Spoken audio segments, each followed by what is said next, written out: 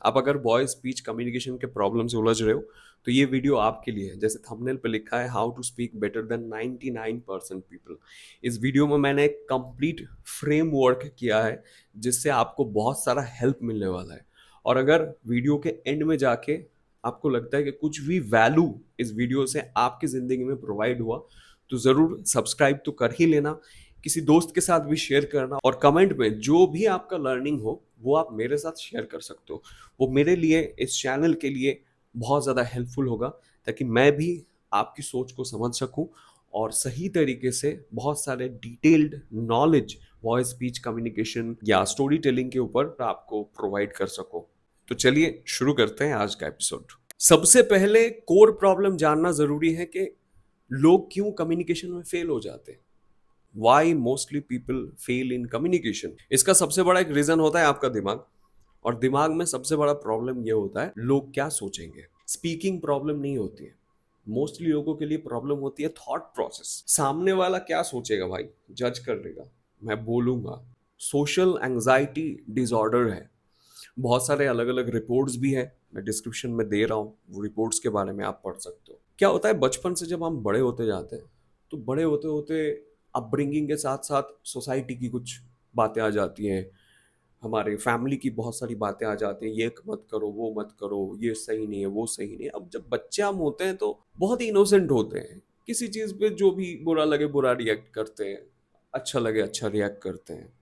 लेकिन जैसे जैसे बड़े होते हैं तो हम सप्रेस होते जाते हैं, अपने मन का नहीं कर पाते। और आप कुछ शब्द बोलते हो, जैसे आप बोल नहीं पाते हो, एक शब्द है साइलेंस, तो आप साइलेंस नहीं बोल पाते, आप साइलेंस बोलते हो, साइलेंस। या मैं बोलता हूँ डिसीजन, तो ड बोलने में कोई अटक जाता है, ट बोलने में कोई अटक जाता है। अब ये शायद कभी ना कभी हुआ, उसके साथ लोगों ने मजाक उड़ाया। अब माँ बाप को भी नहीं लगा कि भाई ठीक है, मतलब चलो ठीक है बेटा, ठीक हो जाएगा, ऐसा कोई बड़ा प्रॉब्लम नहीं है।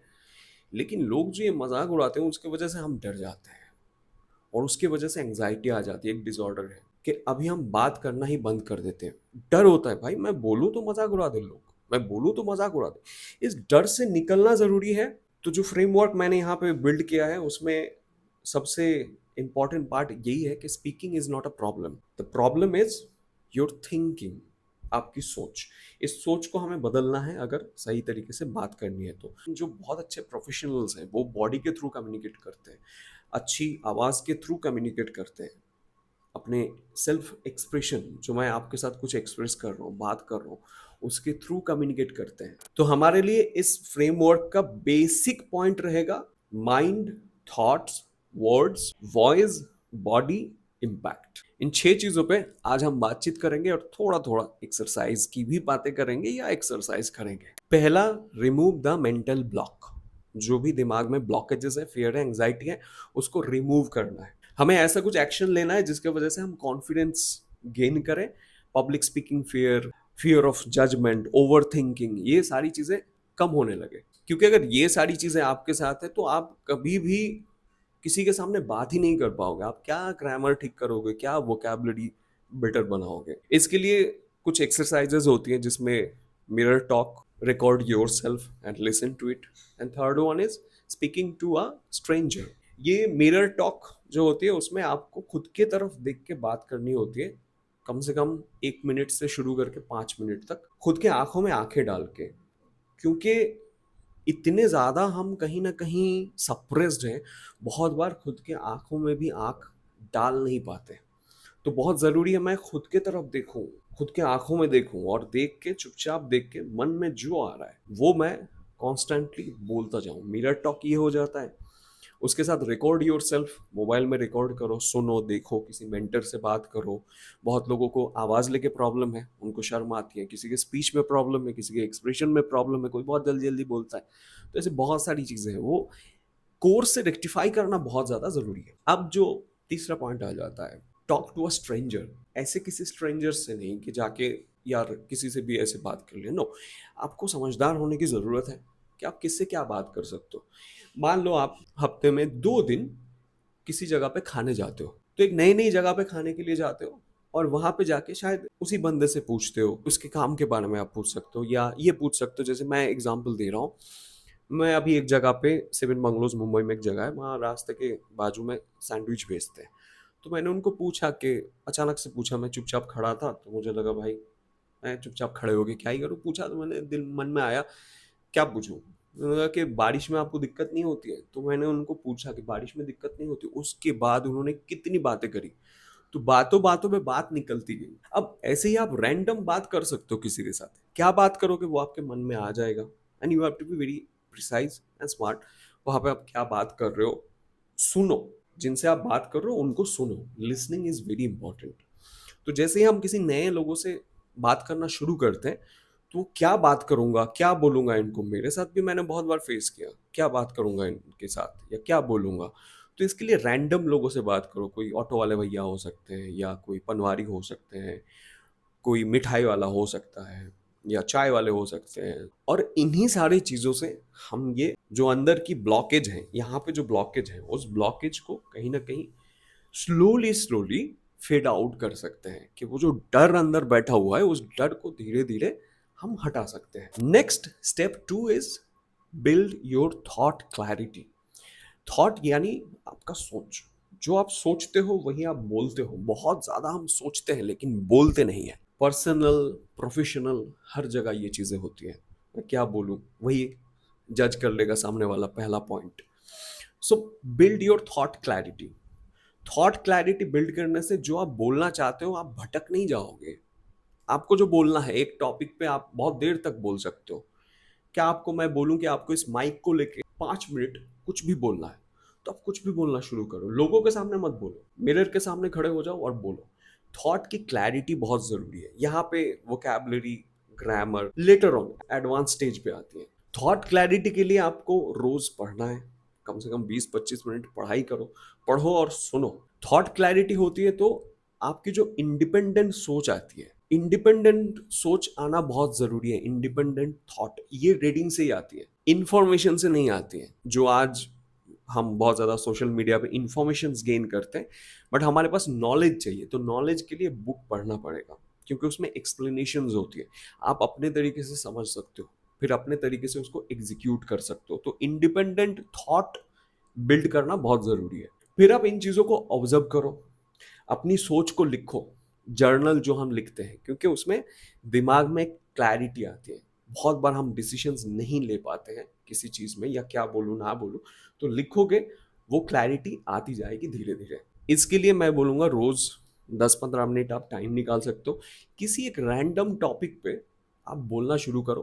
कैमरा के सामने खड़े हो जाओ या तो मोबाइल ऑन करो, कहीं पे भी आप बैठ के थोड़ी देर टाइम लेके आप कर सकते हो। और खुद से देखो कि क्या चीज़ें हो रही हैं मेरे साथ। रैंडम मैं किसी चीज़ पे बोल रहा हूँ, मैं अभी सोच में हूँ कि मुझे अभी क्या बोलना है।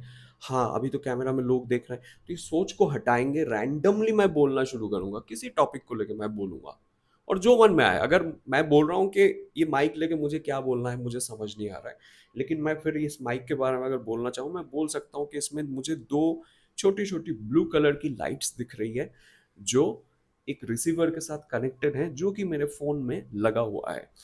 इसमें एक येलो कलर की स्विच मुझे दिख रही है, छोटी सी स्विच है। ये देख के मुझे चने की याद आ गई। वैसे चना खाना बहुत अच्छा है, चना भी येलो येलो होता है। चने से बहुत ज़्यादा ताकत मिलती है। चना और गुड़ पहले हमारे पूर्वज खाते थे।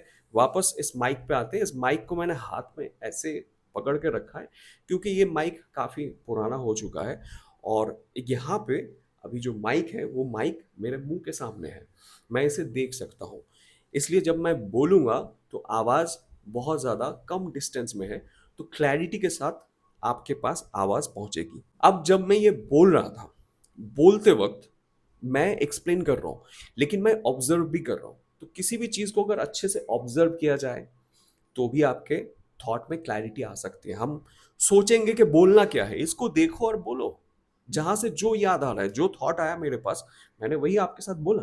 तो हर दिन कोई एक कॉन्सेप्ट, एक ऑब्जेक्ट लेके बोलना शुरू कर दो। ये एक्सरसाइज करने से आपकी थॉट प्रोसेस बिल्ड हो जाएगी, जहां आप सोचोगे और बोलोगे।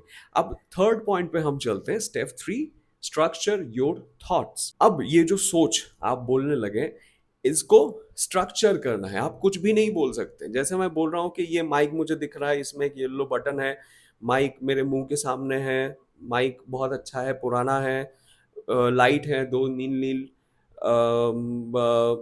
तो आप कुछ भी देख के कुछ भी बोल रहे हो, आपका प्रोसेस सही तरीके से नहीं हो रहा है, तो कुछ भी नहीं बोलना है, इसको स्ट्रक्चर वे में लेके आना है कि आप स्ट्रक्चर करो, उसके बाद आप बोलो। और इसलिए बहुत जरूरी है प्रिपरेशन की। थॉट स्ट्रक्चर को क्लियर करने के लिए आपको ध्यान रखना है WWHEC।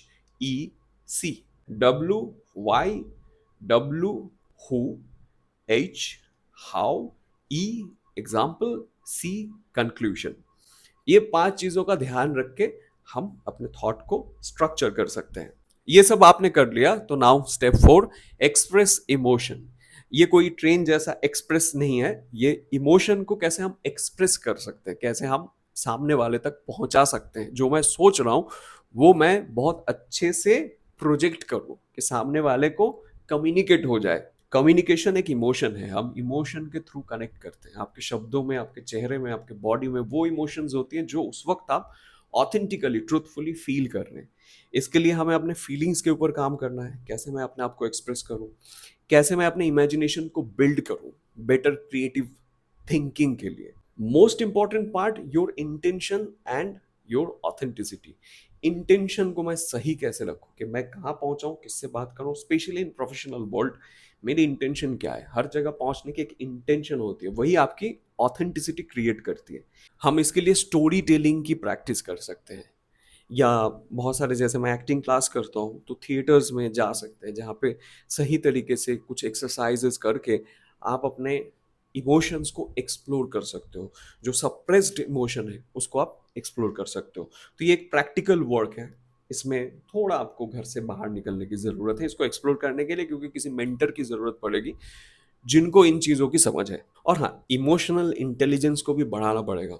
सिर्फ किताब पढ़ के नहीं होगा, लेक्चर सुन के नहीं होगा, ये एक प्रैक्टिस है। तो सही तरीके से जो इमोशनल इंटेलिजेंस पे काम करते हैं, जिनको समझ है, बहुत सारे ऐसे थिएटर और एक्टर्स, बहुत सारे मेंटर्स हैं जो ऐसे इमोशन को एक्सप्लोर करते हैं। बहुत सारे ऐसे मार्केट में भी लोग हैं जिनको पता नहीं है, बस अपना ज्ञान दे रहे हैं। लेकिन थोड़ा ऑथेंटिक लोग ढूंढ के उनके पास जाओगे, तो एक वर्कशॉप वगैरह करोगे तो काफ़ी चीज़ें ओपन अप हो जाएगी, हेल्पफुल होगा। हम स्टेप 5, स्पीच एंड डिक्शन। इसमें हमें 5 मेजर चीज़ों पे काम करना है: pronunciation, articulation, pace, pause, modulation. ये 5 एलिमेंट्स हैं जो एक स्पीच को बेहतर बनाता है। वो सुनने में अच्छा लगता है, क्या शब्द बोल रहे हैं। बहुत सारे लोग बहुत अच्छे अच्छे शब्द बोलते हैं, तो ये बहुत ज़रूरी है कि मैं जितना भी बोलूँ क्लैरिटी के साथ बोलूँ, मुंह बंद करके ऐसे ना बोलूँ कि सामने वाले को सुनाई ना दे। बहुत लोगों की ज़्यादा प्रॉब्लम है, मुंह बंद करके बोलते हैं और सही शब्द नहीं निकलते, शब्द बोल देते हैं। तो उसमें उनको पता होता है कि भाई मेरे साथ प्रॉब्लम है, मैं सही से बोल नहीं पा रहा हूँ। English, I can speak English, English नहीं है, इंग्लिश है। अगर मैं जितना भी बोलूँ मैं सही से बोलूँ, नहीं तो सामने वाले को पता चल जाएगा। तो ये बहुत ज़रूरी है इन 5 एलिमेंट्स पे काम करना। इसके लिए हम बहुत सारे टंग की अलग अलग एक्सरसाइजेस कर सकते हैं। टंग स्ट्रेच करना, क्योंकि टंग और माउथ के ये मसल्स को फ्लेक्सिबल करना बहुत ज़रूरी होती है। टंग ट्विस्टर्स की प्रैक्टिस करते हैं, जैसे she sells sea shells by the sea shore. जैसे स, श, स, र, ध, ज, ज, ऐसे बहुत सारे शब्दों की अलग अलग हम प्रैक्टिस कर सकते हैं। इसको हम रिकॉर्ड करके सुन सकते हैं। जिनको पता है ऐसे लोगों से हम बात कर सकते हैं, वर्कशॉप्स ले सकते हैं और सही चीज़ों का पता करके सही प्रैक्टिसेस कर सकते हैं। Reading, loud reading. जब मैं एक बुक लेता हूँ, जैसे मेरे पास एक वॉइस की बुक है यहाँ, ये बुक में कुछ लाइंस हैं, मुझे मुंह खोल के रीड करना है, मैं नहीं पढ़ सकता। दिस बुक इज, बहुत लोगों की आदत तो होती है चुपचाप पढ़ते हैं, मैं भी बचपन में से ऐसे पढ़ता था बैठ के। नहीं, ये मुंह को ओपन करने के लिए, स्पीच को बेटर करने के लिए है। मैं ऐसे भी नहीं पढ़ सकता, this book is aimed predominantly at professional actors, student actors and voice teachers, but also at acting teachers. नहीं, कैसे पढ़ना है? This book is aimed predominantly at professional actors, student actors and voice teachers, but also at acting teachers, the directors and anyone who wants to explore how to integrate voice work and an organic acting approach. इसके साथ हम मुंह में pen डाल के टंग की जो exercises हैं वो कर सकते हैं। नेक्स्ट, नंबर 6, जिसके लिए सभी भागते हैं, डेवलप योर वॉइस। वॉइस को बिल्ड करना बहुत ज़रूरी है, क्योंकि जो आपकी आवाज़ है वही आपकी पहचान है। आप जिस तरीके से बोलते हैं लोगों के सामने, ये चेंज करना आना चाहिए। इसमें हमें 4 पॉइंट पे काम करना है: breathing, resonators, voice projection and voice variety. इन 4 चीज़ों पे हम काम करके अपने वॉइस को बेटर बना सकते हैं।